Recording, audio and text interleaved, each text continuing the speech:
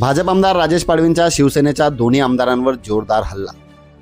भाजप उमेदवारांच्या प्रचारार्थ आयोजित प्रभाग क्रमांक 5 येथील सभेत भाजप आमदार राजेश पाडवी यांनी शिवसेनेच्या दोन्ही आमदारांवर नाव न घेता तीव्र शब्दात टीका केली आहे।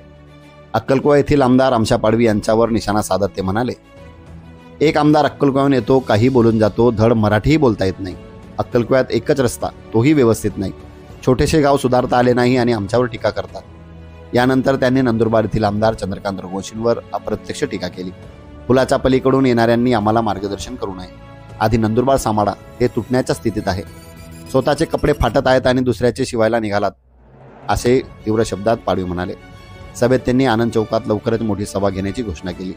आम्ही केलेल्या कामाचा हिशोब देऊ, निवडणुकी आला की काही लोक दिसतात, गरिबांना फसवणार नाही, जे सांगू ते करणार। वक्तव्यामुळे स्थानिक राजकारणात खळबळ निर्माण झाली आहे।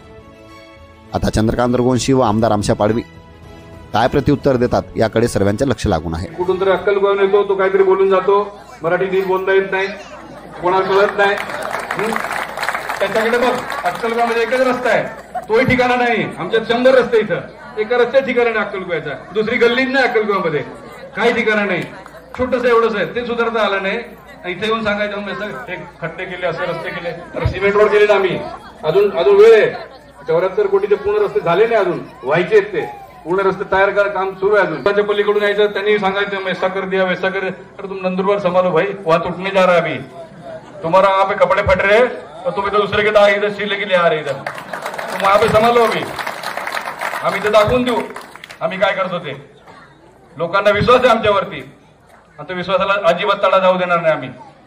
गोरगरिबांना कधी खोटं सांगणार, कधी फसवणार नाही। जे होणार तेच सांगणार, जे करू शकतो तेच करणार। म्हणून माझी सर्वांना विनंती आहे, आपण या ठिकाणी मोठ्या संख्येने उपस्थित झालात। अजून मोठी सभा मी घेणार आहे, पूर्ण यांच्या चिठ्ठ्यापट्ट्या बाहेर काढणार आहे। जे आनंद चौकात घेईन मी, चिठ्ठ्यापट्ट्या यांच्या सर्वांच्या बाहेर काढण्यासाठी काय काय केलंय।